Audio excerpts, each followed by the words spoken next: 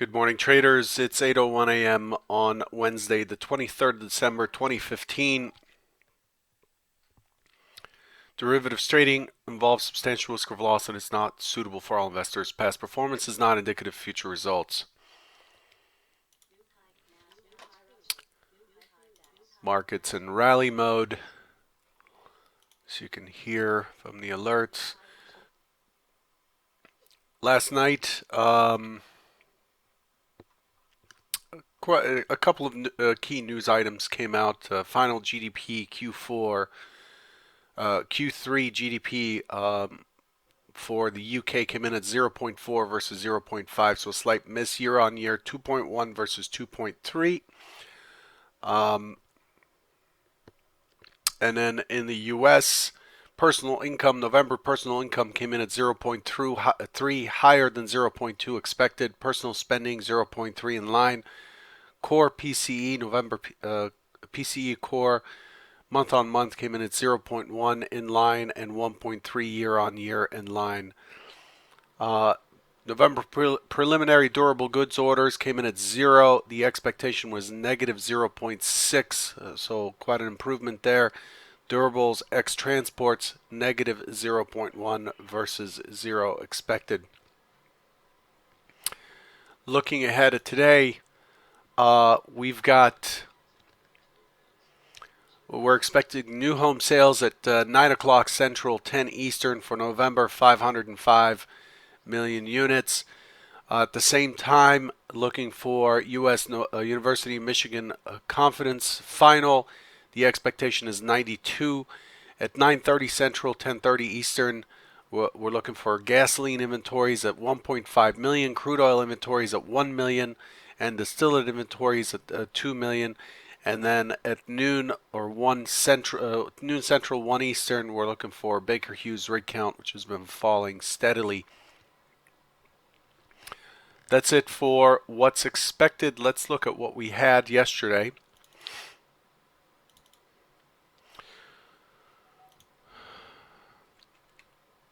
So yesterday, probably the 15 minutes better for this. It's a lot of activity. The way we left it on the trader bet yesterday for the primary hypothesis was for responsive selling back to the point of control. The MC point of control for these 2 days was at 2011 and a quarter. It put in a low at 2010 and a half, and it rallied back up. But the target above was the 31, which is carried over from over here, and is the Fed day low. The target of 31 was actually it stopped at 29 and a quarter, pulled back, and it just exploded through to 34.50. It ended up rotating back. We left a very clear low volume node on the profile yesterday. We had a double distribution profile. We finished on the high. We have an extreme close. The market basically ran out of time before it could finish its auction. We did put in a 36.50 on the high, and if you recall from yesterday and from the day before, from Friday as well, we talked about 37.75 being key here. 37.75 is these virgin singles, or the unfair low, the old unfair low, the beginning of where the unfair low started on Thursday, and that was the next key area. So yesterday above us, we're looking for a very high probability of 24 quarter being taken out, the overnight high being taken out. Initial test lower, overnight high was the first target. 31 was the second target, and 37.75 was the third. Yesterday's hypo 1 was very, very much on point. It hit its lower target by 3 ticks. It went through its lower target by 3 ticks. The next area down of support that I mentioned was 2008.50. If it does not hold the point of control, then I'll be stalking the 2008.50 long. down into the 2004 for a scale-in area. So this whole area down here was the next support zone. It didn't quite get there. Didn't need to. It stopped at the point of control, this thick black line right here, and rotated up. So I did warn that the shorts are to be cautious. Yesterday at the W formation here, I talked about that a little bit. The W formation shows us winding up for a rotation higher. We had a neutral day in the ES. We had neutral extreme and other products.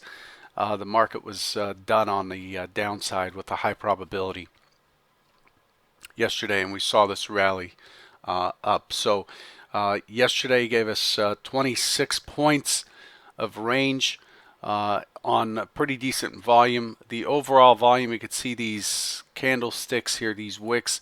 The overall volume is clearly lower on each 15-minute bar than what we would consider to be normal, or not normal, but the 20-day median is showing the wicks a little bit higher, the volume a little bit higher. Rollovers behind us, so that's not an effect anymore. The delta and the volume are true to form. Currently, the move up had decent delta. We ended up with a delta of about 26,000 plus. So this is a meaningful rally. The next area up, as mentioned yesterday, is this naked point of control at 46, which is right against the point at which the announcement was made for the FOMC at 47 even. So that's where our overnight high basically is clustered. The overnight high is against the prior point of control, the FOMC scene of the crime, or the announcement point, and it's all coming together here. The ultimate goal above, clearly, again, we've been talking about this for months now. The ultimate goal above is going to be the 73 here. This MC point of control yet again. So that's where the market really likes to trade. You can see the very high volume in this area here. The market's very comfortable with those prices. So that's the way things are looking right now. On the overnight, another session where we experience a small pullback through the Asian session. Broke up, this triangle broke up on the upside, and right at the European Open, and has continued to do so. We have a multi-distribution overnight profile, triple distribution, and so we have very distinct areas to watch. 2040 below us is likely to hold. I'm watching that for an idea of what is likely to happen. Using the overnight profile doesn't last more than the first half hour or so at most, just to see how things are stacking up. Looks like the overnight high is slightly weak. It's not super weak. It's slightly weak. There's a decent taper on it, but it's not. It doesn't look like it's shut off the buying. Higher prices did not look like they shut off the buying quite as we would expect. So the overnight high is weak-ish, not exactly a picture of what a weak high looks like. The point of control is just below us at 2042. Again, I'm going to be watching a 2040 this morning to see how the market reacts there. If it lets go of 2040, then it's likely to test a 3650, and then it's likely to push into yesterday's range and start testing those areas below. Yesterday left us with several. This is the key LVN from yesterday at in that 25 area. 20, if you remember, 23. 23.75, 24 quarter, and now 25. There's some confluence in this area here.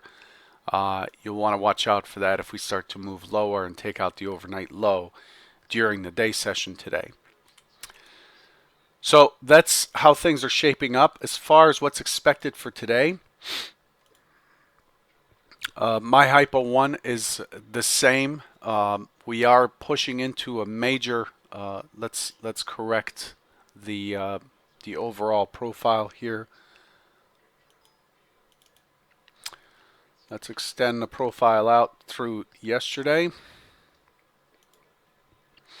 And as we extend it out, let's switch to a 60 minutes so we can pull the profile in and see where we are in the and how the profile is reacting here. So here comes the profile. So you can see that we have crossed this boundary at the 26 area, which was key for us. Again, that was our first target, 24 to 26. We have moved out of this high volume node and are trading into this next high volume node right here. The idea is that the market is likely to pull back into the high volume node, test lower, bounce around, and then it's likely to push into in and through this low volume node here at the 46 and push into the next area up. And the next key area up is at 2050.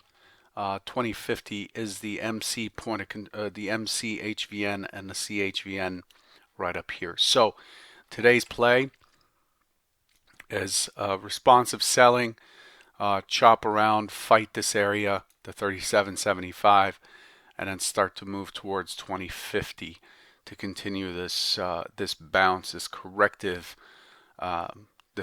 so far corrective bounce up.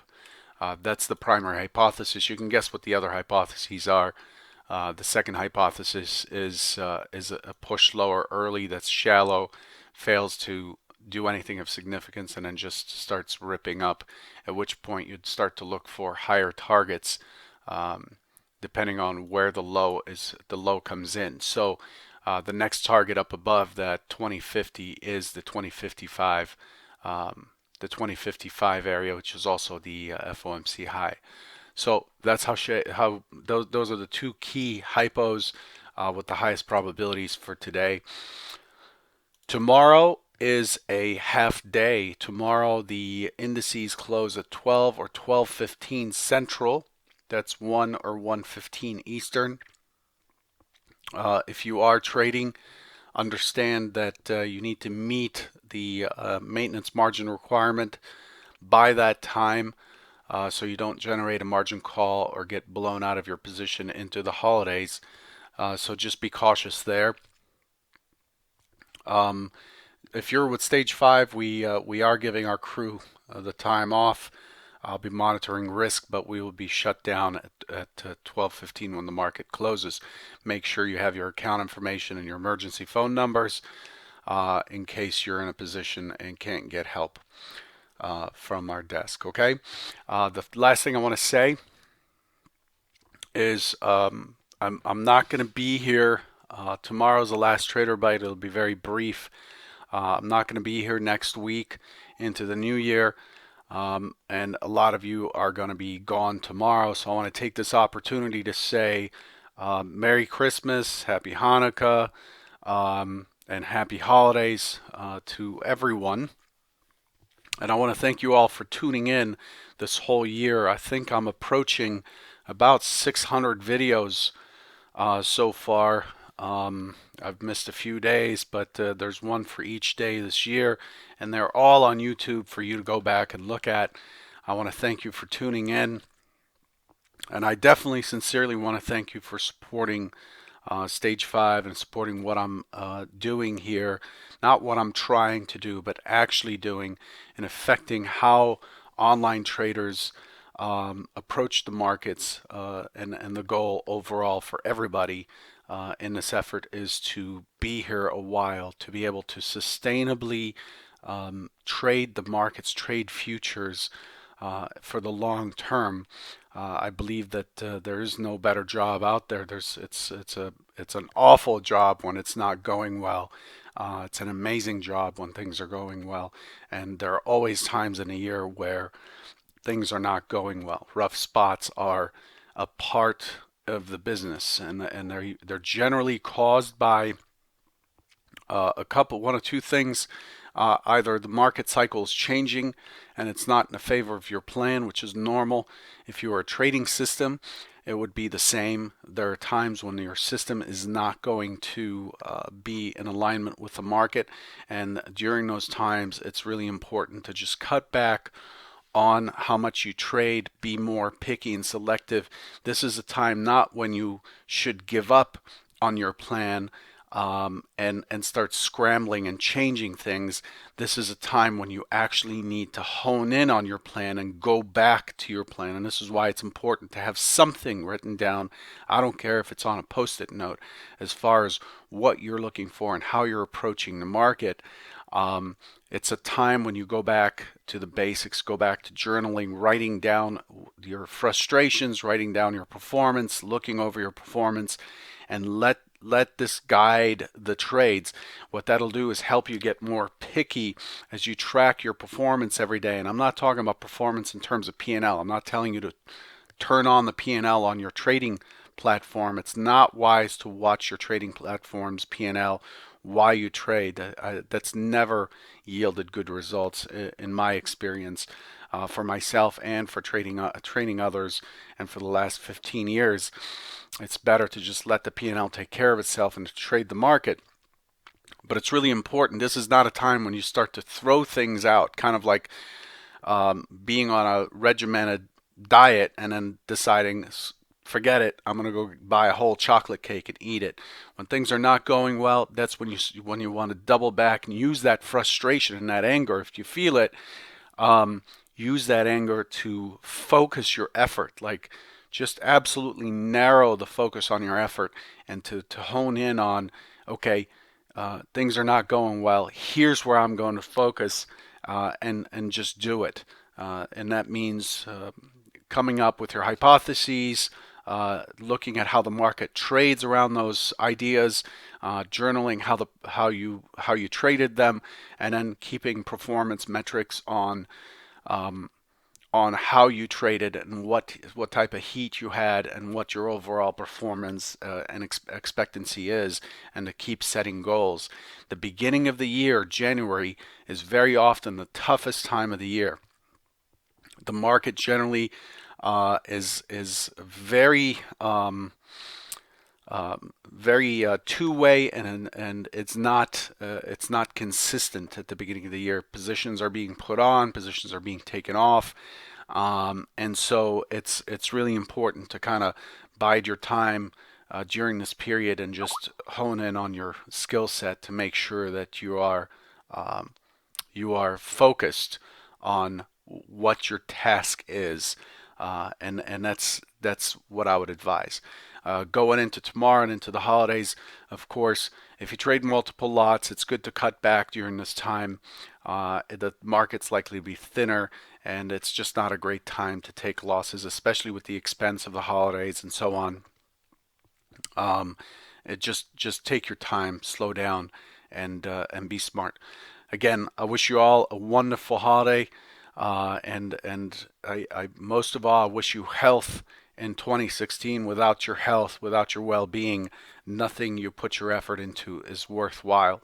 So I wish you health first and foremost, and I wish you success and prosperity in trading and a wonderful new year. Take care, everyone.